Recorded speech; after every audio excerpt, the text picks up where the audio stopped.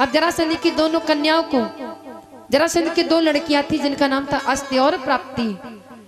दोनों लड़कियों को उसने जबरदस्ती छीन लिया और ले आया अपने घर। जबरदस्ती दोनों कन्याओं से विवाह कर लिया और बड़ा सुख में जीवन व्यतीत कर रहा। पर उसका ये कारनामा उग्रसेन को अच्छा नहीं लगा। अपने बेटे को समझाते, बेटा ये जो तू कर रहा है बहुत गलत है। जब तू ही अपनी प्रजा को सताएगा तो कौन तेरी सहायता करेगा, कौन तेरी रक्षा करेगा। अब राजा ने अच्छे के लिए समझाया, लेकिन कंस के क्रोध आ गया। बोला, ये पिताजी अब तो मुझे समझाएगा मुझे क्या करना है क्या नहीं करना है। अरे अब तू बुढ़ा हो गया, इसलिए तेरी बुद्धि खराब हो गई, तो राज्य चलाने के लायक नहीं रहेगा। साथियों को आदेश दिया, जाओ इस बूढ़े बाप को जेल में डाल दो। अपने बाप को उसने जेल में डलवा दिया। अनेक राजाओं को जीतकर अपने वश में कर लिया।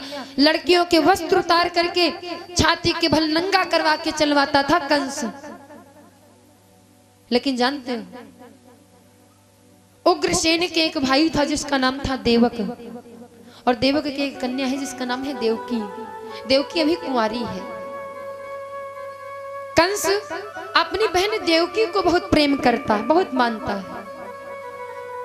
अब बहन शादी करने की योग्य हो गई तो कंस जहां तहां लड़का ढूंढ रहा था कि कोई अच्छा लड़का मिल जाए, बहन का विवाह कर दो। तब तक क्या हुआ, कंस के मित्र आए और दोस्तों ने बताया कि भैया कि सूरसेन के यहाँ लड़का है जिसका नाम है वसुदेव। वसुदेव के साथ में बहन का विवाह बहुत अच्छा रहेगा। जब दोस्तों ने बताया तो कंस ने क्या किया, अपनी बहन देवकी का विवाह वसुदेव के साथ में किया। बड़ा दान दहेज देकर बड़े सम्मान के साथ में विदा किया। अब विदा करके वापस महल की तरफ जा रहा था, तब तक आकाशवाणी हो गई, रे दुष्ट कंस, जिस बहन को तूने आज सम्मान के साथ में विदा किया है, इसी के गर्भ से जो 8वां पुत्र पैदा होगा वही तेरा काल होगा। कंस ने जैसे ही सुना, दौड़ करके गया, देवकी के बालों को पकड़ करके रथ से नीचे खींच लिया और जैसे ही तलवार निकाली मारने के लिए, वैसे वसुदेव दोनों हाथ जोड़ करके कंस से कहते हैं, राजन, अरे आप एक स्त्री पर हाथ उठाते हैं, आपको शर्म नहीं आती? एक राजा होकर के आप एक औरत पर हाथ उठाते हो, एक तो औरत और दूसरे आपकी बहन।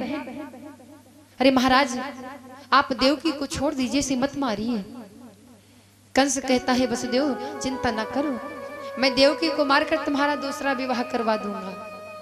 वसुदेव कहते, नहीं महाराज, आप मुझे ये बताओ कि आपको देवकी से डर है कि इसके संतानों से डर है? कंस कहता है, वसुदेव है तो मुझे इसके 8वें पुत्र से, लेकिन मैं सोचता हूं कि देवकी को ही मार दूं, न रहेगा बांस न बजेगी बांसुरी। वसुदेव बोले, महाराज आप देवकी को छोड़ दो और मैं आपको वचन देता हूं कि देवकी से जो भी पुत्र पैदा होंगे मैं उसी समय आपको ला करके दिया करूंगा, पर महाराज देवकी को न मारो। कंस के दया आ गई, बोला, जाओ वसुदेव ले जाओ, नहीं मारूंगा देवकी को। आज वसुदेव देवकी को लेकर के वहां से चले जाते हैं। धीरे धीरे कुछ समय बीत जाने के पश्चात जब देवकी के पुत्र पैदा हुआ तो आज वसुदेव उस बालक को गोदी में लेकर के चल पड़े। आए कंस के पास। कंस ने देखा वसुदेव बालक लेकर के आया है तो कंस बड़ा प्रसन्न हुआ। वाह वसुदेव, तुम तो बड़ी बात के धनी हो, बहुत पक्के हो, तुमने जो कहा वो करके दिखाया। जाओ, इसी बात से हम तुम्हारे पर बहुत प्रसन्न हैं, इस बालक को ले जाओ, मैं नहीं मारूंगा।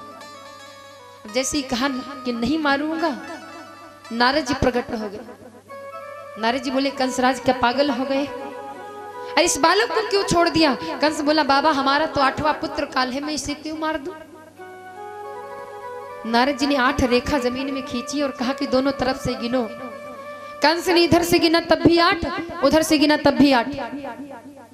कंस ने कहा, वाह बाबा, आपने तो बड़ी अच्छी बात बताई है कि कोई भी 8वां पुत्र मेरा काल हो सकता है, अब इसे नहीं छोड़ूंगा। वसुदेव के हाथ से उस बालक को छीन लिया और पत्थर पर पटक करके उस बालक को समाप्त कर दिया। कंस ने उस बालक को मार तो दिया पर कष्ट बहुत हुआ।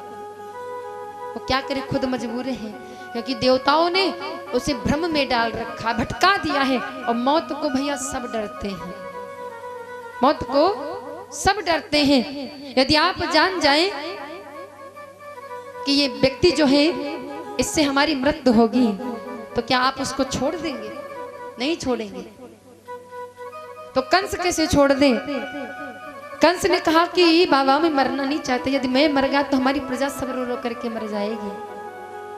ऐसे ही नहीं, धीरे धीरे कंस ने देवकी के 6 बालकों की हत्या कर दी। और जब 6 बालकों को मार दिया तो देवकी को बड़ा कष्ट हुआ। आज देवकी रो रो करके भगवान से प्रार्थना करती है, प्रभु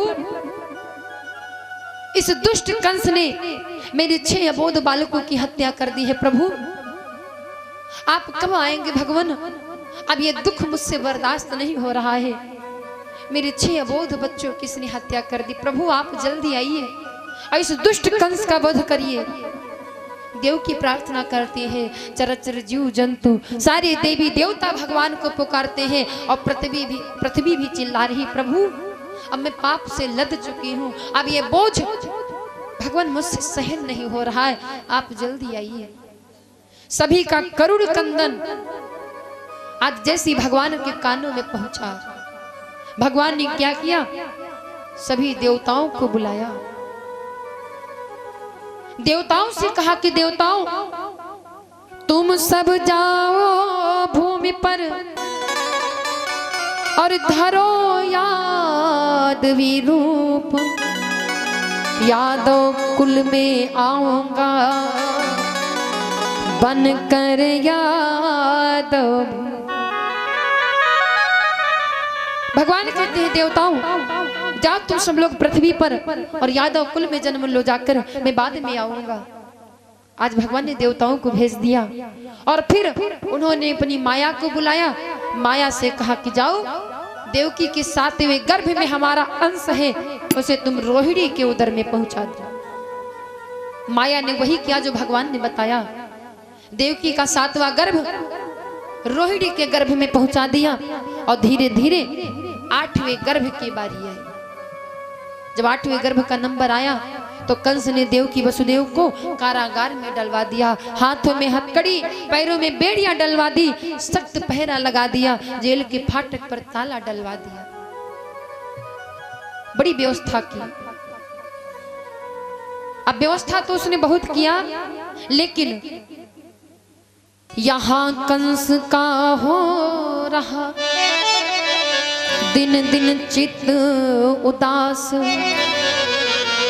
और वहाँ देवकी का हुआ पूरा 10वां मास। इधर कंस खौफ खाए मरा जा रहा है और उधर धीरे धीरे 9 महीना पूरे हो गए। जब 9 महीना पूरे हो गए तो आज जेल खाने के अंदर माता देवकी के एक बहुत सुंदर पुत्र पैदा हुआ। और जिस समय भगवान का अवतार हुआ उस समय योग लग्न ग्रहवार सभी तिथियां अनुकूल थी। विश्राम सागर में लिखा कि भादो मास पक्ष अंधियारा, भादो मास पक्ष अंधियारा, भादो मास पक्ष अंधियारा।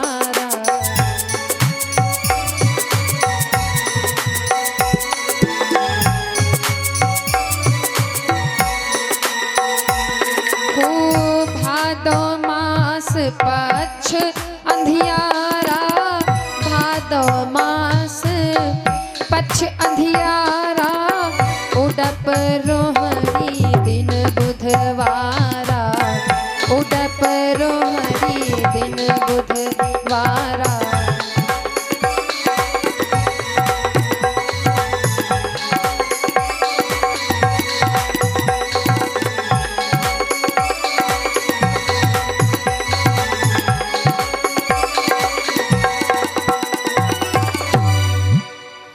और जो भी